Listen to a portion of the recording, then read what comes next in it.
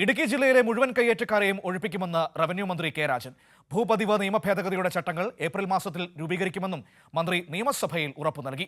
ഇതിലൂടെ മലയോര ജനതയുടെ ആശങ്കകൾ പൂർണ്ണമായി പരിഹരിക്കാൻ സാധിക്കുമെന്നും മന്ത്രി വ്യക്തമാക്കി.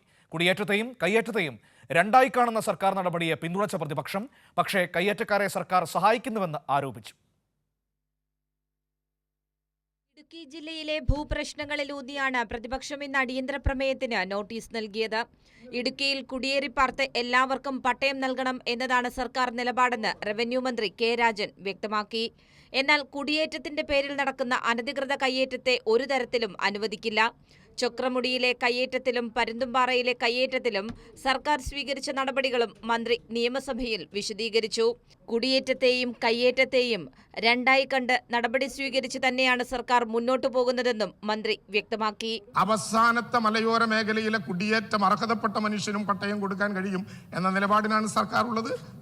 കൃഷിക്കും വീട് നിർമ്മാണത്തിനും വേണ്ടി നൽകിയ ഭൂമി മറ്റാവശ്യങ്ങൾക്ക് വേണ്ടി വിനിയോഗിക്കാൻ കൈവശക്കാരൻ അനുവാദിക്കാൻ വേണ്ടിയാണ് സാർ നിയമം ഭേദഗതി ചെയ്തത്. ഇതിന്റെ അടിസ്ഥാനത്തിൽ ചട്ടങ്ങൾ പുറപ്പെടുവിച്ചു കഴിയുന്നതോടെ മലയോര ജനതയുടെ ദീർഘകാലത്തെ സ്വപ്നങ്ങൾ സാക്ഷാത്കരിക്കും.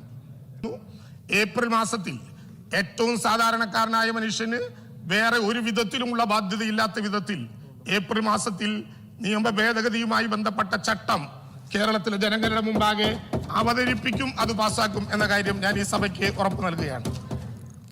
കുടിയേറ്റത്തെയും കയ്യേറ്റത്തെയും രണ്ടായി കാണുന്ന സർക്കാർ നടപടിയെ സ്വാഗതം ചെയ്ത പ്രതിപക്ഷ നേതാവ് എന്നാൽ കയ്യേറ്റക്കാരെ സർക്കാർ സംരക്ഷിക്കുന്നു എന്ന രാഷ്ട്രീയ ആരോപണത്തിനാണ് പ്രാധാന്യം നൽകിയത്.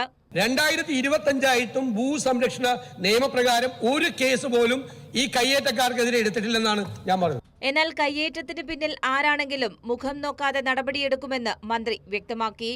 മന്ത്രിയുടെ മറുപടിയുടെ അടിസ്ഥാനത്തിൽ അടിയന്തര പ്രമേയത്തിന് സ്പീക്കർ അനുമതി നിഷേധിച്ചു.